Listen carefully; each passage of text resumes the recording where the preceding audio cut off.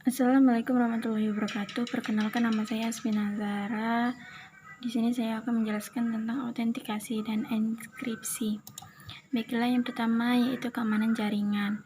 Nah, keamanan jaringan sangatlah dibutuhkan seperti pemakai komputer.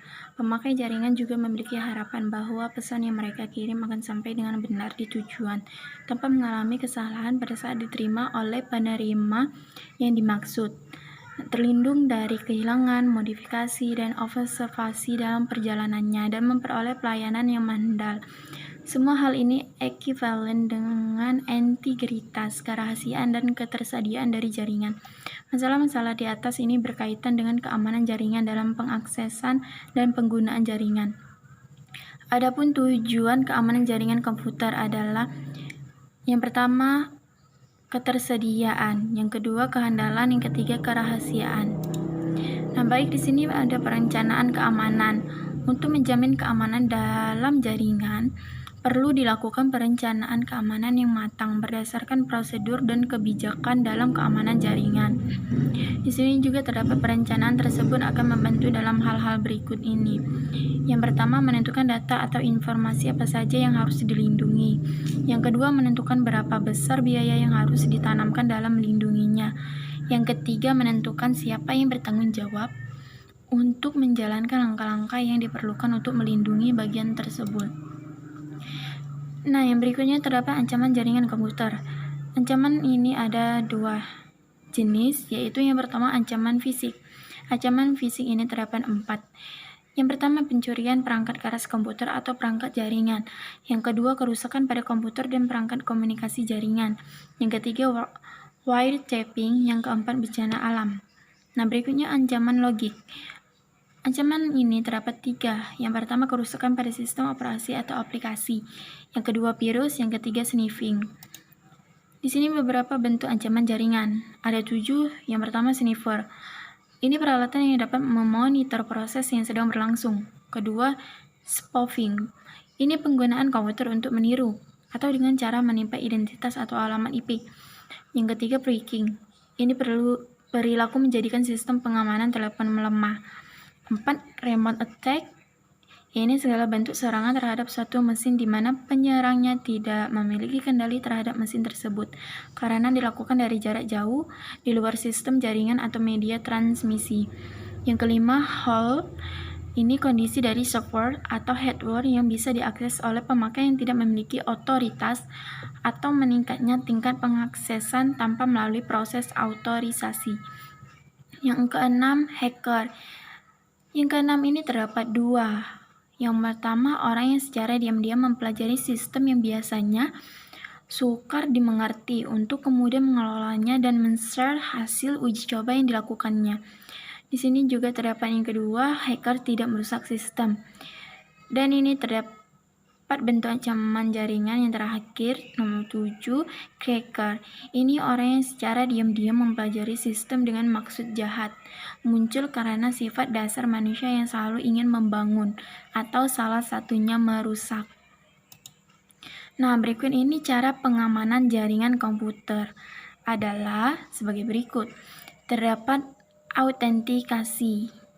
Nah, autentikasi adalah suatu langkah menentukan atau mengonfirmasikan bahwa seseorang adalah asli atau kata lain yang disebut dengan autentik. Autentikasi terhadap sebuah objek adalah melakukan autentikasi terhadap seseorang yang biasanya adalah untuk memverifikasi identitasnya pada suatu sistem komputer. Autentikasi biasanya terjadi pada saat login atau permintaan akses. Nah, sehingga autentikasi merupakan bagian yang sangat penting di dalam penentuan hak akses jaringan pada suatu sistem. Di sini terdapat tahapan autentikasi.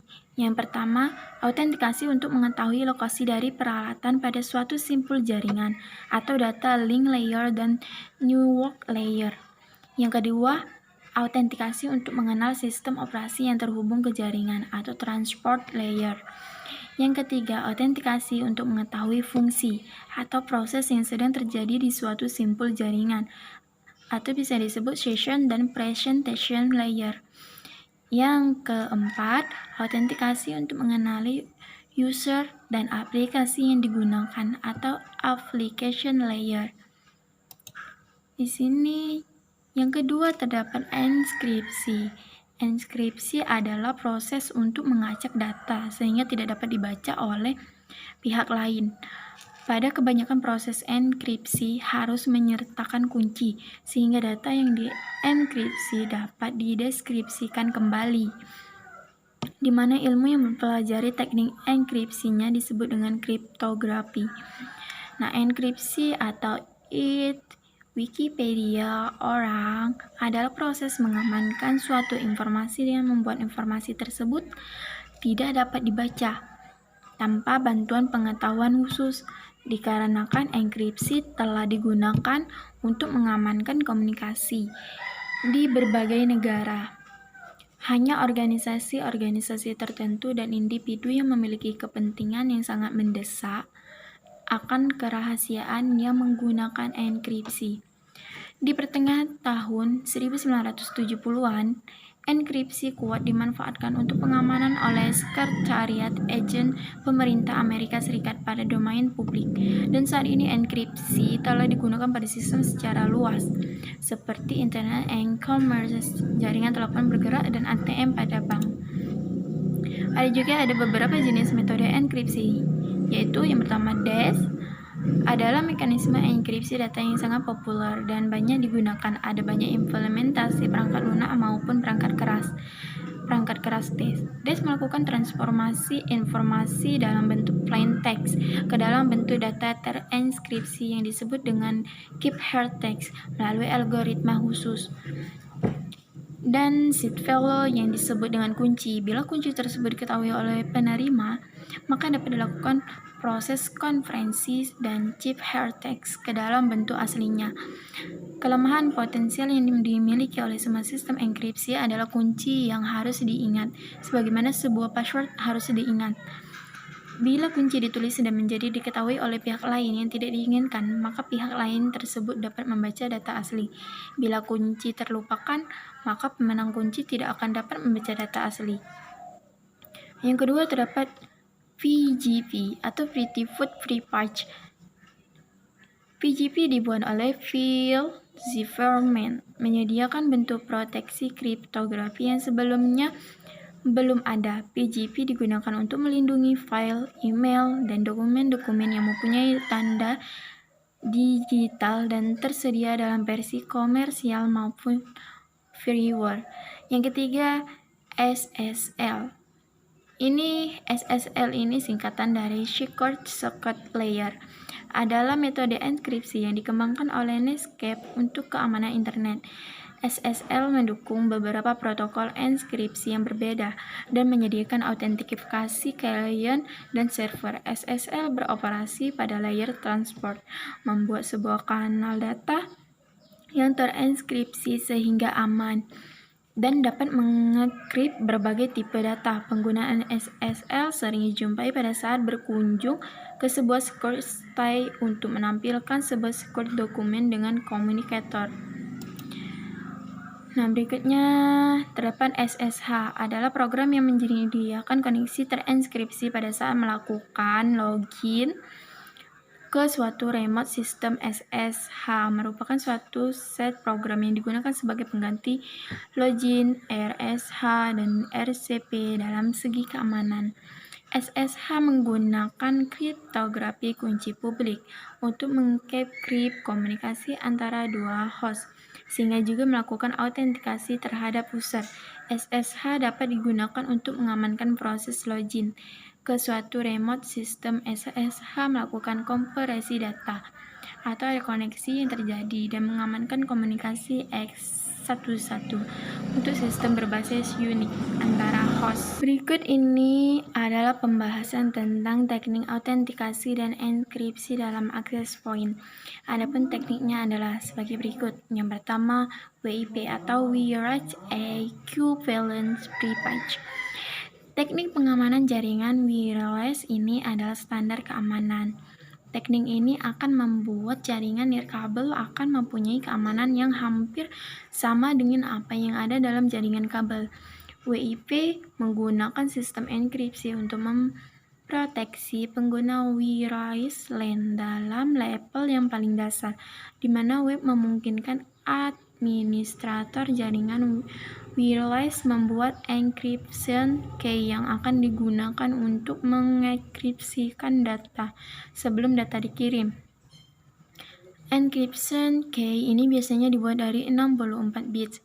Key awal ada dipandukan dengan algoritma enkripsi RC4.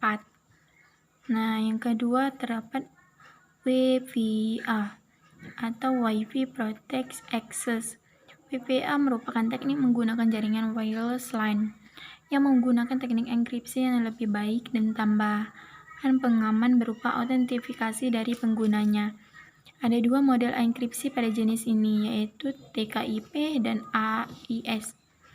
TKIP atau Temporal Key Integrity Protocol menggunakan metode enkripsi yang lebih aman dan juga menggunakan MIC atau Message Integrity Code, yaitu untuk melindungi jaringan serangan. AIS atau Encryption Encryption System menggunakan enkripsi 128 bit blok data secara simetris. Yang ketiga terdapat MAC atau Medium Access Control. Address filtering merupakan teknik pengamanan yang akan menyeleksikan akses berdasarkan MAC address dari user. Biasanya terdapat dua metode dari wireless MAC filter, yaitu yang pertama private, yaitu berfungsi untuk memblokir akses dari data yang dari MAC address. Yang kedua permit only, yaitu berfungsi untuk memperbolehkan akses dari data yang ada pada daftar MAC address. Dengan pengaman model MAC address filtering ini, kita harus mendaftarkan terlebih dahulu MAC address dari setiap komputer yang ada dalam jaringan tersebut dalam satu daftar MAC address agar dapat dikenali dan berkomunikasi menggunakan fasilitas tersebut. Baiklah, sekian dari saya. Wassalamualaikum warahmatullahi wabarakatuh.